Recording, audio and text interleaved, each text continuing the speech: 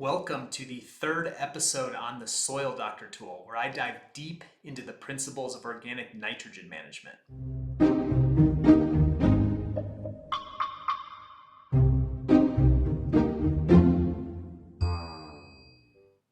This is one of my favorite subjects, and you're about to get the entire download on everything you need to know about organic nitrogen in living soils. First of all, there are three plant-available forms of nitrogen. Bucket 1 represents the pool of small organic molecules of organic nitrogen. Bucket 2 represents the pool of ammonium. Bucket 3 represents the pool of nitrate. As microbes eat, digest, poop, die, they convert organic nitrogen into ammonium, and then microbes quickly convert the ammonium into nitrate, which is the final resting place of nitrogen in the entire nitrogen cycle. It rarely goes in reverse in living organic soils because the soils are well aerated. There's actually an entire spectrum of organic nitrogen molecules in soil. Most organic nitrogen is actually large and not plant available, especially things with a high carbon to nitrogen ratio like chunks of compost or wood and plant residue. Things like this are represented by this additional bucket of organic nitrogen. These things break down fairly slowly and convert to small organic molecules, then ammonium, and then nitrate over a long period of time. Small organic nitrogen compounds, such as amino acids and peptides, or really anything you'd find in liquid fish or soluble soybean meal, are taken up by the plant or consumed by microbes very, very quickly. So in reality, these middle two buckets of nitrogen look like this after a few months. There's usually a lot of large pieces of organic material that contain nitrogen, relatively small amounts of nitrogen in the middle buckets, and a large bucket of nitrate. Organically, you keep feeding this first bucket with compost and organic amendments and cover crops, and maybe you're feeding the second bucket with liquid fish or amino acids. Some of the small molecules are taken up by the plant, and much of it is consumed by microbes and ends up in this bucket where the plant takes it up as nitrate. What's important to know about these different forms is that when a plant uptakes an organic nitrogen from this second bucket, it's a much better source of nitrogen for the plant because it's already combined with carbon. It's more metabolically efficient. So an advantage of organic production is when we use carbon-based inputs, the plant can uptake nitrogen from this second bucket directly. So top dressing carbon-based nitrogen sources keeps things flowing into the second bucket as these products are broken down.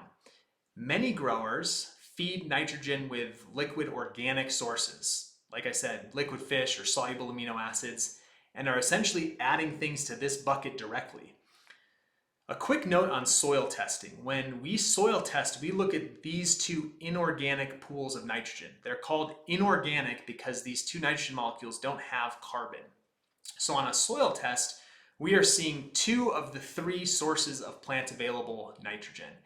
And given the size of these buckets, specifically given how many parts per million of nitrate we see on the soil test, we can determine how much available nitrogen there is for the plant, and we can assume that the organic buckets are fairly full if we're seeing good strong levels in this nitrate bucket. Here's how the soil doctor recommends nitrogen. First, it looks at the inorganic nitrogen levels on your soil test, and it does a nifty little adjustment if your ammonium is at all elevated. Second, if you tell the tool that you want to use compost, it estimates the nitrogen content of your compost based on what kind of compost you're using. And then it determines whether or not you should even apply compost based on if there are any excesses or excessive things like salts, potassium, or magnesium. If it determines you need compost, then it accounts for the nitrogen that your compost will contribute to the soil. Third, it then determines if you need bone meal based on your phosphorus levels and your pH. If you do, it accounts for the small nitrogen that comes from bone meal.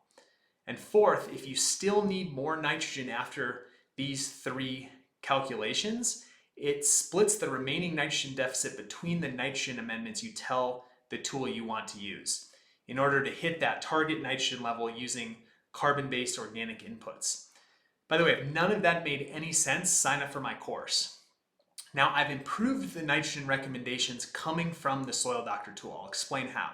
I increased the target levels, but I decreased the levels at which you'll see the tool actually recommend nitrogen amendments.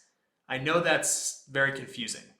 For example, the target might be 125 ppm in flower, but the tool won't make an amendment recommendation until levels drop below about 90 ppm.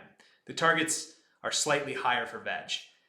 So I do this for two reasons. First, if you need, let's say, 1/4 of a cup per cubic yard of soybean meal, that's a stupidly small quantity that's a waste of time from an operational standpoint. When levels are close enough to the target, you can allocate your time toward something else in your operation. Second, high levels of available nitrogen indicate that there has recently been an organic nitrogen applied. So I can assume that there is a healthy bucket of organic nitrogen that will also be feeding your plants with amino acids and other organic molecules as it continues to mineralize. So I like to taper those nitrogen rates off as you get closer to that target level. This means that growers should rarely see their nitrogen levels go above the target level. Essentially, it's okay to be from 70 to 100% of the target nitrogen. I know that's complicated and totally TMI, but luckily you don't have to do this math since the computer does it instantly and without error every time. I've worked on this model for years, so you don't have to. Hit the link below to get a soil test, then check out the Soil Doctor tool to customize an organic nitrogen application for your soil.